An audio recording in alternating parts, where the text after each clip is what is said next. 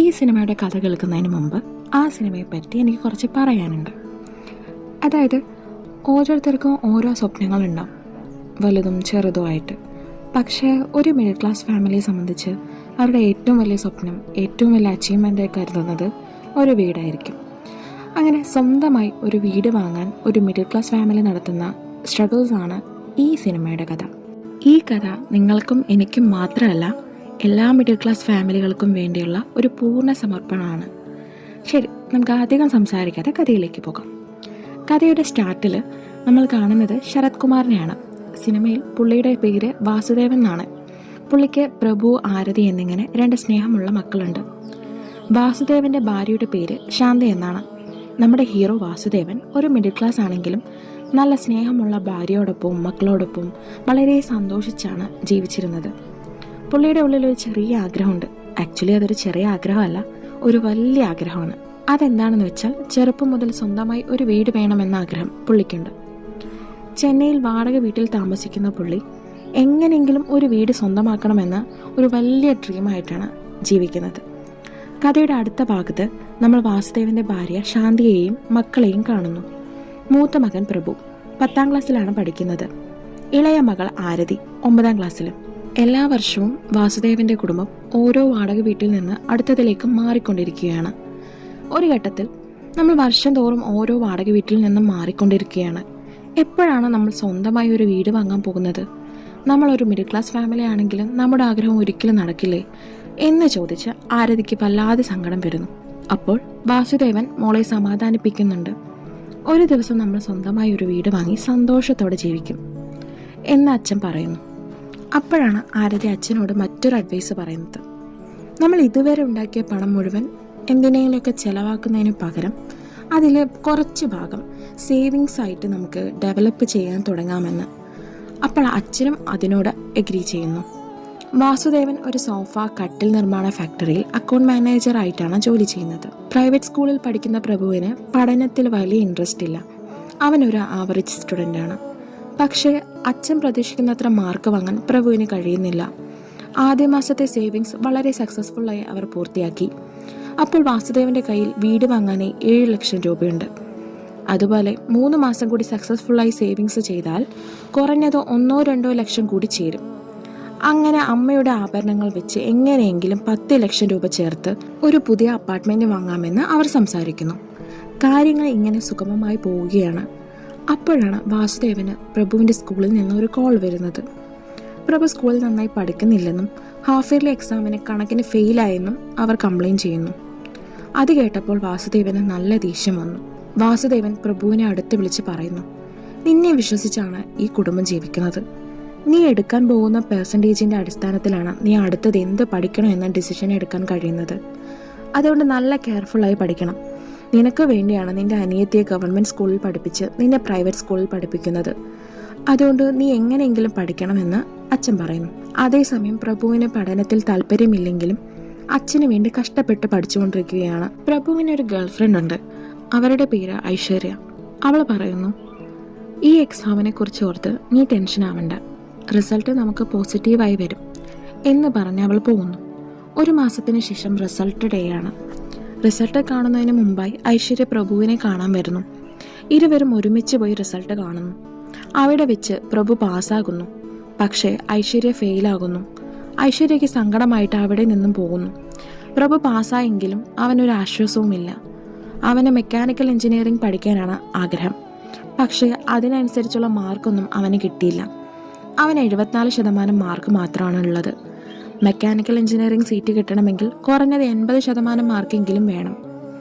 അതുകൊണ്ട് പ്രഭുവിന് താൻ ആഗ്രഹിച്ചതുപോലെ mechanical engineering പഠിക്കാൻ കഴിഞ്ഞില്ല. അച്ഛനോട് പറഞ്ഞാൽ ദേഷ്യപ്പെടുമെന്ന് കരുതി പ്രഭു പേടിയോടെ അച്ഛനോട് സത്യം മുഴുവൻ പറയുന്നു. അപ്പോൾ അച്ഛനൊരു ഡിസിഷൻ എടുക്കുന്നു.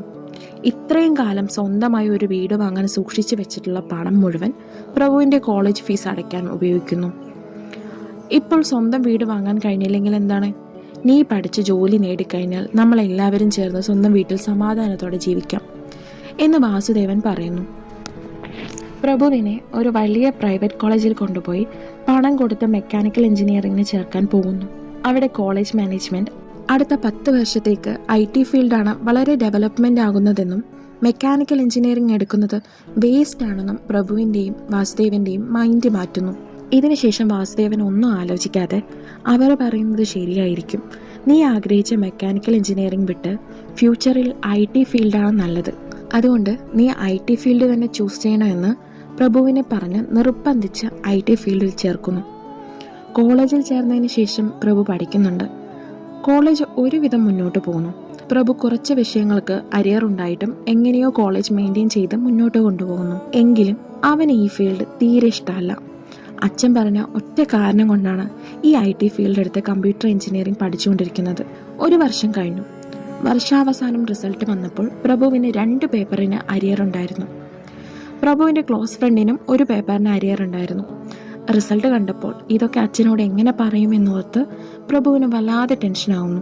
അച്ഛൻ ഇത്രയും കഷ്ടപ്പെട്ട് നമുക്ക് ഫീസ് അടച്ചു, പക്ഷെ എനിക്ക് പഠിക്കാൻ കഴിയുന്നില്ലല്ലോ, ഞാൻ എന്ത് ചെയ്യും എന്നെല്ലാം പറഞ്ഞ് അവൻ വല്ലാതെ ഫ്രസ്ട്രേറ്റഡ് ആവുന്നു. അച്ഛന് വയസ്സായി വരുന്നു, അമ്മയ്ക്കും വയസ്സായി വരുന്നു. ഞാൻ പഠിച്ച് എപ്പോഴാണ് വലുതാകാൻ പോകുന്നത് എന്ന് ഒരു വശത്ത് അവൻ ആലോചിച്ചുകൊണ്ടിരിക്കുന്നു. അതുകൊണ്ട് കോളേജ് കഴിഞ്ഞതിന് ശേഷം പ്രൈവറ്റായി പ്രഭു സ്വന്തമായി ജോലി ചെയ്യാൻ തുടങ്ങുന്നു. ഒരു ദിവസം അച്ഛൻ ഇതറിയുന്നു. വാസുദേവൻ പ്രഭുവിനോട്, കോളേജ് കഴിഞ്ഞതുപോലെ നീയും മാറരുത്, നിനക്ക് എത്ര കഷ്ടപ്പാടുകൾ വന്നാലും എന്നോട് പറയണം, ആ കഷ്ടപ്പാടുകൾക്കുള്ള സൊല്യൂഷൻ ഞാൻ നിനക്ക് തരും. പണത്തിന് വേണ്ടി ഇപ്പോൾ ജോലി ചെയ്യരുത്, നിന്റെ ഫ്യൂച്ചർ നന്നായിരിക്കണമെങ്കിൽ നീ ഇപ്പോൾ പഠിക്കണം, പഠിച്ചാൽ മാത്രമേ നിന്നെയും ഞങ്ങളെയും നോക്കാൻ കഴിയൂ. ഈ ജോലിക്ക് പോകുന്നത് അവോയ്ഡ് ചെയ്ത് പഠനത്തിൽ ഫോക്കസ് ചെയ്യണം എന്ന് പറയുന്നു. കോളേജ് 1 വർഷം 2 വർഷം എന്നിങ്ങനെ കടന്നു പോകുന്നു. മറുവശത്ത് ഹീറോയുടെ വിട്ടുവീഴ്ചകളും പതിയെ പതിയെ കുറയുന്നു. 3 വർഷങ്ങൾക്ക് ശേഷം പ്രഭു കോളേജ് പൂർത്തിയാക്കുന്ന സ്റ്റേജിലാണ്.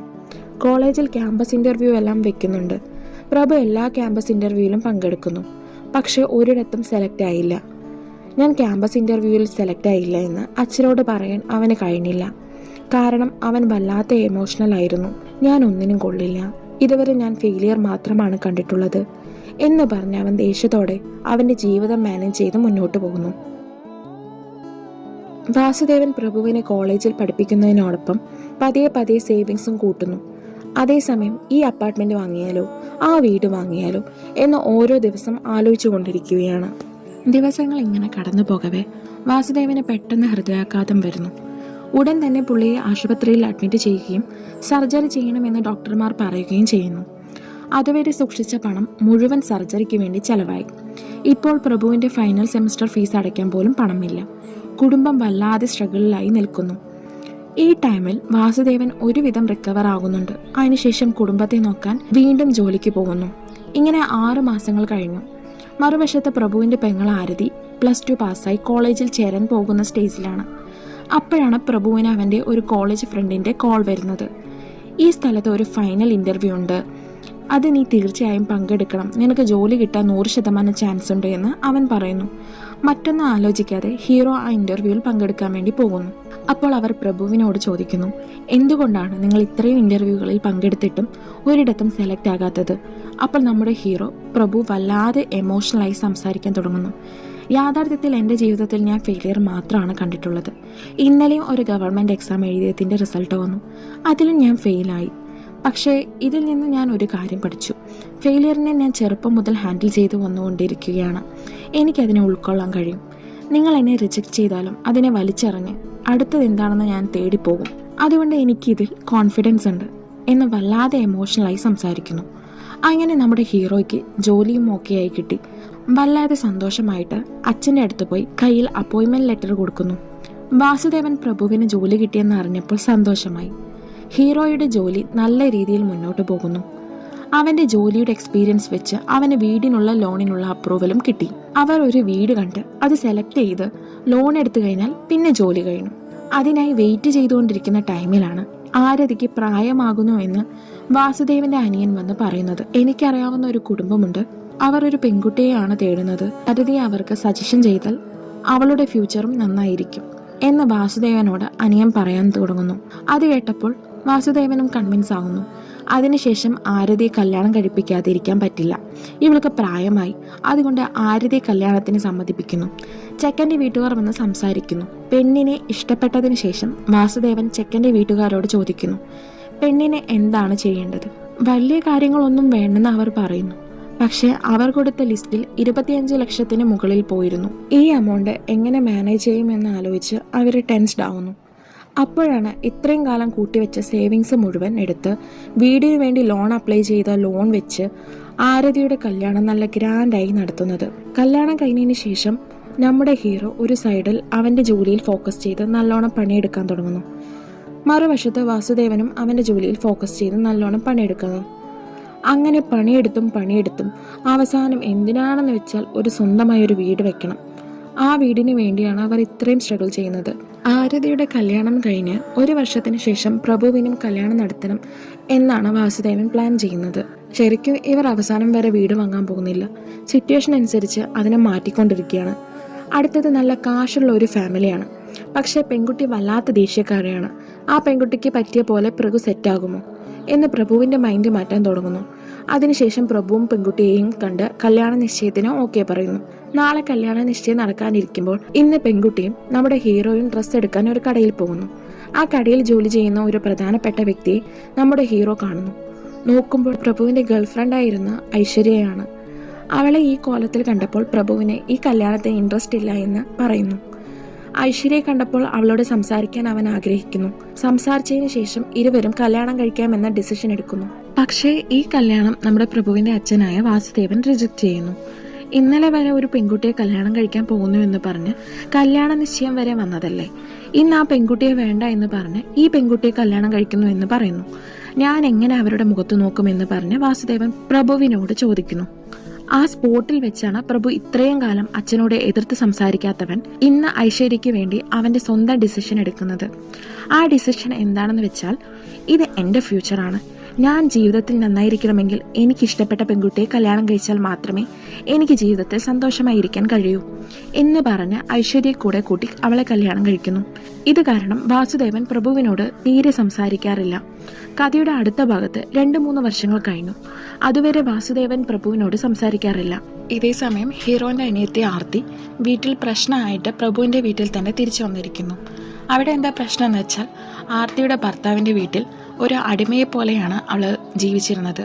ആക്ച്വലി ഈ ഒരു സീന് ഭയങ്കര ടച്ചിങ് ആണ്. ഇപ്പോൾ നമ്മൾ കാണുന്ന ഒരുപാട് സ്ത്രീകൾ അനുഭവിക്കുന്ന കാര്യങ്ങളാണ് ആർത്തി മെയിനായിട്ട് പറയുന്നത്. ആദ്യമൊക്കെ ആർത്തി അവിടെ സഹിച്ചു പിടിച്ചിരുന്നു. പിന്നീട് ഇത് ശരിയാവില്ല പറഞ്ഞ് വീട് വിട്ട് ഇറങ്ങി വന്നു. ആർത്തിക്കൊരു കുഞ്ഞും ഉണ്ടായിരുന്നു.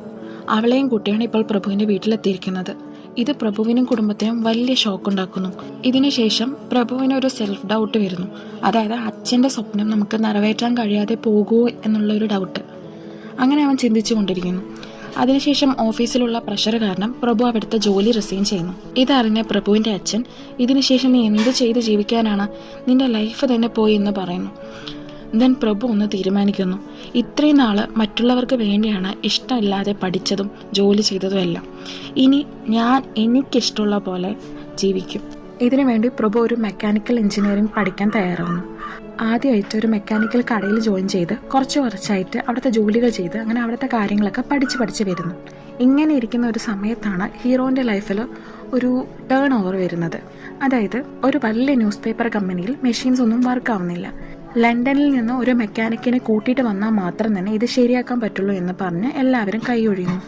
അങ്ങനെ ഇരിക്കുന്ന സമയത്ത് നമ്മുടെ ഹീറോ പോയി അവൻ്റെ ടാലൻ്റ് അവിടെ തെളിയിക്കുന്നു. സോ എല്ലാവരും നല്ല രീതിക്ക് അവനെ അപ്രീഷിയേറ്റ് ചെയ്യുന്നുണ്ട്. ഇതേ സമയം ആർത്തിയും ഡിവോഴ്സിന് അപ്ലൈ ചെയ്ത് കിട്ടുന്ന ജോലികളെല്ലാം ചെയ്ത് കുറച്ചായിട്ട് സേവിങ്സ് ഉണ്ടാക്കുന്നു. 2-3 വർഷങ്ങൾ കഴിഞ്ഞു. അതുവരെ വാസുദേവൻ പ്രഭുവിനോട് സംസാരിക്കാറില്ല. പ്രഭുവും അവൻ്റെ ജോലിയിൽ നല്ലോണം ഫോക്കസ് ചെയ്ത് മുന്നോട്ട് പോകുന്നു. അതുമാത്രമല്ല, ഒരു സൈഡിൽ പെങ്ങളുടെ കല്യാണത്തിനെടുത്ത ലോൺ അടച്ചു തീർക്കുന്നു. അതിൻ്റെ ഒപ്പം അവൻ്റെ കല്യാണത്തിനെടുത്ത ലോൺ അടച്ചു തീർക്കുന്നു. ഇതൊക്കെ കൂടാതെ അച്ഛൻ പറഞ്ഞതുപോലെ സ്വന്തമായി ഒരു വീട് വാങ്ങണം എന്നൊരു നല്ല പ്രഷറിൽ ഇരിക്കുകയാണ്. പ്രഭുവിനും ആരതിക്കും ഒരേ ഒരു ഡ്രീം മാത്രമേ ഉണ്ടായിരുന്നുള്ളൂ. എങ്ങനെയെങ്കിലും അച്ഛൻ ആഗ്രഹിച്ചതുപോലെ ഒരു സ്വന്തം വീട് വാങ്ങിക്കണം. ഇങ്ങനെ പതിയെ ദിവസങ്ങൾ കടന്നു പോകുന്നു. ഒരു 3 വർഷങ്ങൾക്ക് ശേഷം പ്രഭു, ആരതി, അതായത് വാസുദേവൻ്റെ ഫാമിലി ഈ പൈസയുടെ സ്ട്രഗിൾസിൽ നിന്ന് പുറത്തു വരുന്നു. അതിനുശേഷം ഒരു ദിവസം പ്രഭുവും ആരതിയും ചേർന്ന് അവരുടെ അച്ഛനും അമ്മയ്ക്കും ഒരു വലിയ ഷോക്കിംഗ് ന്യൂസ് പറയുന്നു. അതെന്താണെന്ന് വെച്ചാൽ, ഇത്രയും കാലം വാസുദേവൻ എന്തിനു വേണ്ടി ആഗ്രഹിച്ചോ ആ ഡ്രീം ഇന്ന് നടന്നിരിക്കുകയാണ്. അതായത് പ്രഭു സ്വന്തമായി ഒരു വീട് വാങ്ങിയിരിക്കുകയാണ്. ആ വീട്ടിലേക്ക് കുടുംബം മുഴുവൻ ചേർന്ന് പോയി കാണുന്നു. അതൊരു ബ്യൂട്ടിഫുൾ മെമ്മറി ആയിരുന്നു. ഇത്രയും കാലം വാടക വീട്ടിൽ താമസിച്ചവർ അച്ഛന് സാധിക്കാത്ത ഒരു കാര്യം, അതായത് വാസുദേവന് സാധിക്കാത്ത ഒരു കാര്യം പ്രഭു അച്ചീവ് ചെയ്തിരിക്കുന്നു. എൻ്റെ മോൻ അച്ചീവ് ചെയ്തിരിക്കുന്നു എന്ന് പറഞ്ഞ് വാസുദേവൻ പ്രഭുവിനെ നല്ലോണം അപ്രീഷിയേറ്റ് ചെയ്യുന്നു. ഇതോടുകൂടി ഈ സിനിമയുടെ കഥ അവസാനിക്കുന്നു. ഈ സിനിമയുടെ റിവ്യൂ നിങ്ങൾക്ക് ഇഷ്ടപ്പെട്ടെങ്കിൽ മറക്കാതെ ഈ ചാനൽ സബ്സ്ക്രൈബ് ചെയ്യുക. അടുത്തുള്ള ബെൽ ബട്ടണും പ്രസ് ചെയ്യുക. നെക്സ്റ്റ് ഏത് മൂവിയാണ് എക്സ്പ്ലെയിൻ ചെയ്യേണ്ടത് എന്നുള്ളൊരു സജഷൻ നിങ്ങൾക്കുണ്ടെങ്കിൽ ദയവായിട്ട് കമൻറ്റിൽ മെൻഷൻ ചെയ്യാം. And once more thank you so much for supporting me. Thank U.